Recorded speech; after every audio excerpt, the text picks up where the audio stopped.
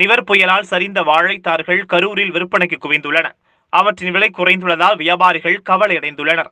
நிவர் புயல் காற்று காரணமாக நாகப்பட்டினம், திருவாரூர், தஞ்சாவூர் உள்ளிட்ட டெல்டா மாவட்டங்கள் மற்றும் பெரம்பலூர், அரியலூர் மாவட்டங்களில் வாழைத்தார்கள் சாய்ந்தது.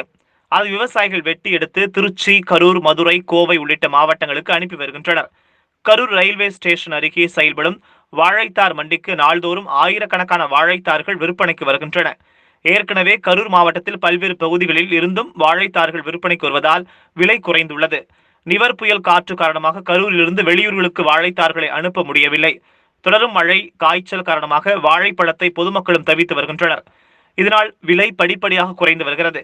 கடந்த மாதம் 500க்கு விற்ற பூவன் வாழைத்தார் 250 ரூபாய்க்கும், 350க்கு விற்ற ரஸ்தாளி 250 ரூபாய்க்கும், கற்பூரவள்ளி 300லிருந்து 350 ரூபாய்க்கும் இருக்கிறது. நேந்திரம்பழம் ஒன்று 10 ரூபாயிலிருந்து 7 ரூபாய், செவ்வாழை 10 ரூபாயிலிருந்து 8 ரூபாய் என குறைந்துவிட்டது. மேலும் சபரிமலைக்கு செல்லும் பக்தர்களின் எண்ணிக்கையும் குறைந்துள்ளதால் வாழைத்தார்களின் தேவையும் குறைந்துவிட்டது.